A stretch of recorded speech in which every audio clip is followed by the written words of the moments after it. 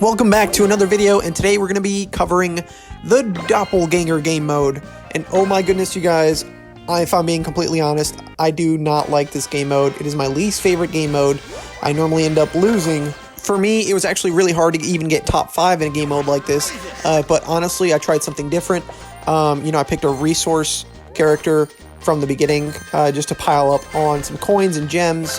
Honestly, I think the best thing you can do from the beginning of any match is just stock up on gems and coins to build up your squad faster.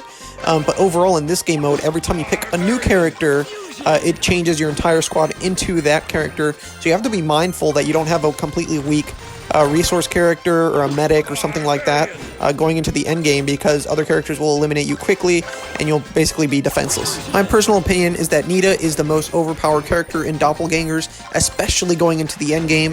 If you select Nita near the end and then switch her out, the bears will still stay spawned, and then you can switch back into Nita and spawn all brand new bears, which is just insane because it basically doubles your squad and doubles your troop, and the bears are out for your benefit, so they're just attacking other players and other enemies.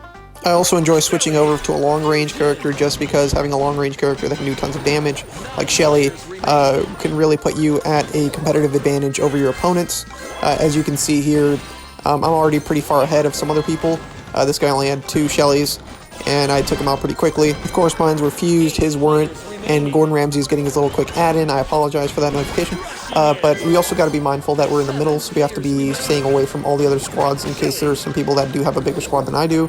I am looking at just currently being more on the offensive because I have Shelly out for that reason. And you have to remember that you do have to be offensive in this game mode because if you just end up being a resource character or trying to stock up the whole time, you will have other people attack you and take you down quickly, especially if you can't fight back. You most definitely want to keep a spell on standby, especially like a bomb or a freeze or maybe even a healing spell. I personally prefer the healing spell near the end game just because the healing spell can keep you alive while you're stealing all the gems or going after all the gems coming out of the mine in the middle, but you also have to remember that everybody else is there too.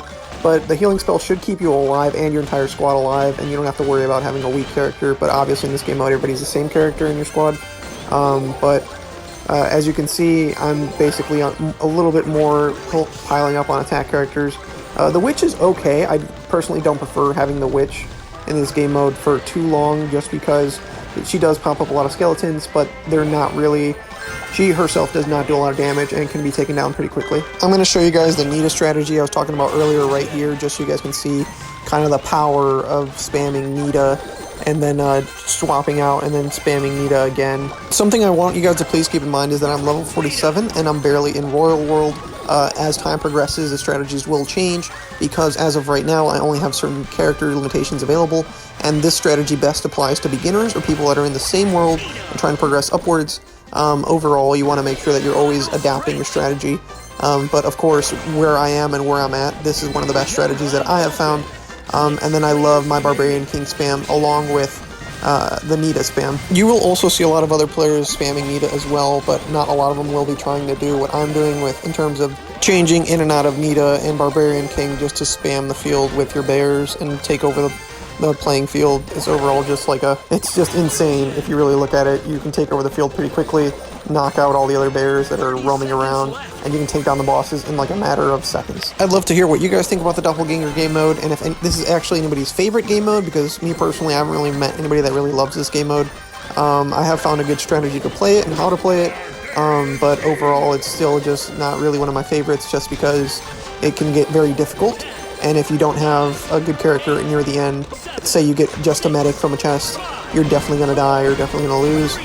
But here we go, I am taking first place with my Barbarian Kings. So remember, if you're around my level and just getting into Royal World, you can definitely spam Nita in the Barbarian King near the end game. Start off with resource characters to really take over the field with your Doppelganger game mode. And overall, just, have fun. That's what this game's about, having fun. And I'll show you guys real quick what I got from the chest. And if you guys enjoyed the video, don't forget to smash that like. And consider subscribing, I guess. We got 7 medics. I'll catch you guys in the next one. Mr. OG is out.